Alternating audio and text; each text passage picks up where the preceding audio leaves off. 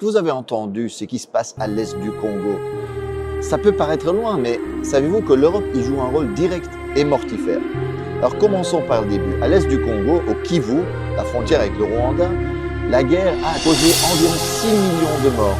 Certains estiment d'ailleurs que la moitié de ces morts seraient des enfants, imaginez-vous. Alors aujourd'hui, on parle surtout du groupe dit rebelle du M23 qui déstabilise la région.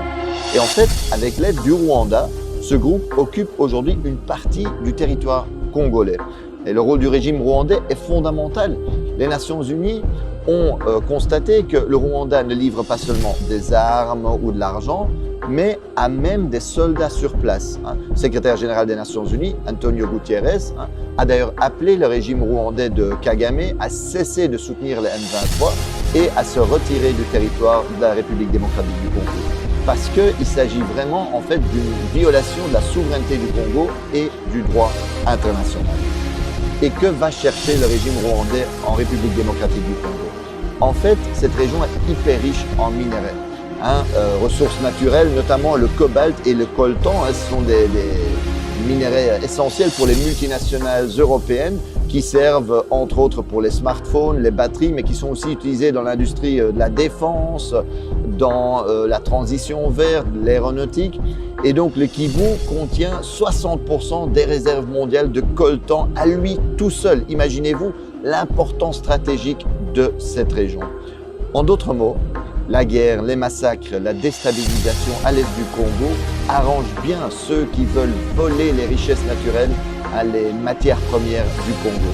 Et sans surprise, un groupe d'experts des Nations Unies a constaté qu'en 2023, le Rwanda a enregistré une hausse sans précédent de ses exportations de coltan, une augmentation de 50% par rapport à l'année précédente.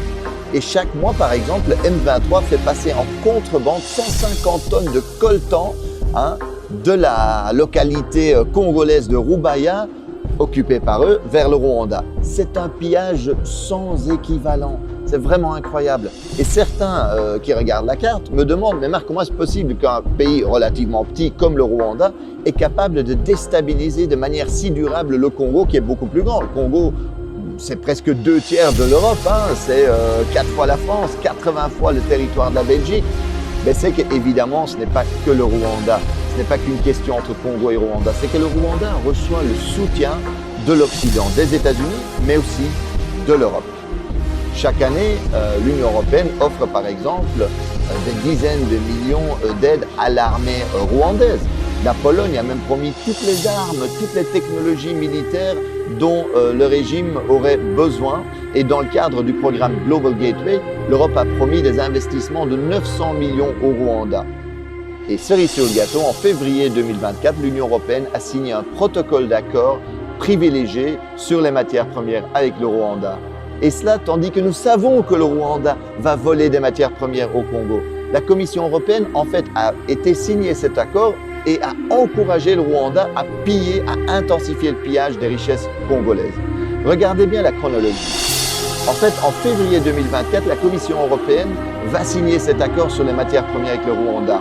Et à peine 2 mois plus tard, en avril 2024, le M23 occupe la localité de Rubaya, qui représente 15% de la production mondiale de coltan, minerai stratégique. Chaque mois, aujourd'hui, 150 tonnes de coltan passent de là-bas vers le Rwanda, dans les mains, sans doute, de multinationales. Le vol et le pillage, c'est ça l'impérialisme concrètement aujourd'hui. Et d'ailleurs, il y en a qui rêvent d'occuper durablement l'est du Congo en coupant le Congo en petits bouts. C'est ce qu'on appelle communément la balkanisation, pour mieux voler les richesses et les ressources du Congo au profit des multinationales occidentales. Dans le Financial Times, l'expert Jason Stern est clair. Cette guerre pourrait se terminer relativement rapidement.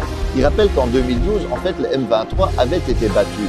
Et ce n'était pas seulement à cause de l'action de l'armée congolaise et de ses alliés du Sud qui avaient battu militairement le M23. C'est aussi parce que les soutiens internationaux du régime rwandais avaient suspendu son financement.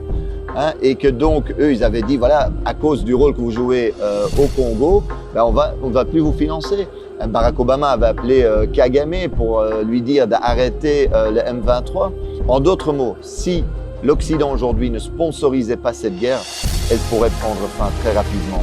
Et on pourrait éviter, on aurait pu éviter déjà beaucoup de ces morts, beaucoup de ces victimes innocentes aujourd'hui en Congo.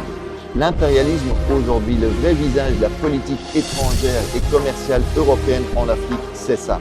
Et quand la Russie envahit l'Ukraine, l'Union européenne parle du droit international, à juste titre. Mais quand son allié rwandais viole la souveraineté congolaise, commet des massacres, elle soutient. Comme quand Israël occupe la Palestine, le Liban, la Syrie, l'Union européenne se range du côté de l'agresseur. Alors aujourd'hui, faisons pression sur les dirigeants européens parce que ce n'est pas acceptable que l'Europe joue ce rôle-là. Alors il est possible aujourd'hui de faire pression, c'est nécessaire pour que l'Europe arrête sa complicité avec les crimes sur place. Alors envoyons un message à Ursula von der Leyen, présidente de la Commission européenne, ou à la ministre des Affaires étrangères de l'Union européenne, Kaja Kallas. Envoyez-leur un message par les réseaux sociaux, envoyez-leur cette vidéo-ci. Et en plus, mobilisez-vous dans la rue parce qu'il faut mettre la pression sur nos gouvernements aujourd'hui.